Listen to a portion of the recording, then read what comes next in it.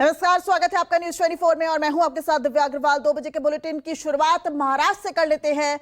माहिम से अमित ठाकरे को सपोर्ट कर सकती है महायुति। राज ठाकरे के बेटे हैं अमित ठाकरे और बीजेपी के मुंबई अध्यक्ष आशीष शेलार ने ये संकेत दिए हैं। सीएम शिंदे, अजीत पवार और फडणवीस से बात करूंगा, ये कहना है आशीष शेलार का।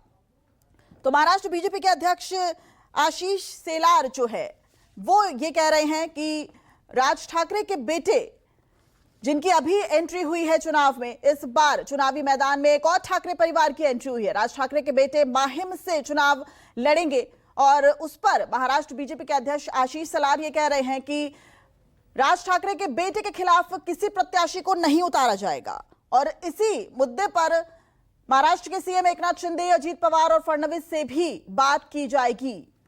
तो ये बड़ी खबर महाराष्ट्र से आ रही है, जहां महाराष्ट्र बीजेपी के अध्यक्ष अमित ठाकरे को सपोर्ट करते नजर आ रहे हैं। महायुति यानी साफ तौर पर राज ठाकरे के समर्थन में खड़ी नजर आ रही है। इस बीच आपको बता दें कि क्या राज ठाकरे गठबंधन भी कर सकते हैं महायुति के साथ, ये भी चर्चा एक बार फिर से चल पड़ी है। और मुंबई से इंद्रजीत हमारे साथ लाइव जुड़ गए हैं। इंद्रजीत, इसके क्या मायने लगाए जाए, क्योंकि फरवरी में आशीष शेलार और राज ठाकरे की मुलाकात हुई थी और उस वक्त इन कयासों का दौर लग रहा था कि क्या राज ठाकरे महायुति का हिस्सा बन पाएंगे। तो एक बार फिर से अब वही बात सामने आएगी, क्या गठबंधन होगा क्या?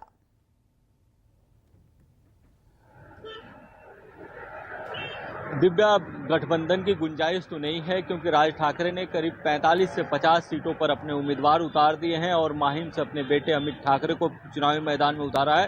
हाँ, इतना जरूर है कि फ्रेंडली फाइट हो सकता है, क्योंकि इसके पहले महायुति के नेताओं से लगातार बातचीत हुई। बीजेपी के जो वरिष्ठ नेता हैं देवेंद्र फडणवीस, उनसे राज ठाकरे की मुलाकात हुई। इसके अलावा मुख्यमंत्री एकनाथ शिंदे से लगातार मुलाकात हुई, लेकिन जो बातें अमित शाह से भी मुलाकात हुई थी, लेकिन जिस तरह से गठबंधन को लेकर बात बननी चाहिए थी उस तरह से बात नहीं बन पाई है। लेकिन जो आज आशीष शेलार ने जिस तरह से संकेत दिए हैं, आशीष शेलार काफी बड़े नेता हैं और सोच समझकर ही बोले होंगे, क्योंकि जिस तरह से उन्होंने संकेत दिया है कि मैं इस मामले में बात करूंगा, मुख्यमंत्री एकनाथ शिंदे से बात करूंगा, इसके अलावा उप मुख्यमंत्री देवेंद्र फडणवीस और अजीत पवार से बात करूंगा कि क्या महायुति सपोर्ट कर सकती है, जबकि ये सीटिंग सीट शिवसेना एकनाथ शिंदे के पास है और यहाँ से शिवसेना एकनाथ शिंदे गुट ने सदा सरवणकर जो उनके सीटिंग विधायक है उनको टिकट अनाउंस कर दिया है। इससे एक बात और भी साफ हो गई ना कि महायुति से तो करीबी है, लेकिन साफ तौर पर इससे एक बात और भी साबित हो गई कि उद्धव ठाकरे से थोड़ी दूरी बढ़ गई है क्या? क्योंकि पिछले चुनावों में उद्धव ठाकरे ने राज ठाकरे के खिलाफ किसी उम्मीदवार को नहीं उतारा था, लेकिन इस बार उतारा है।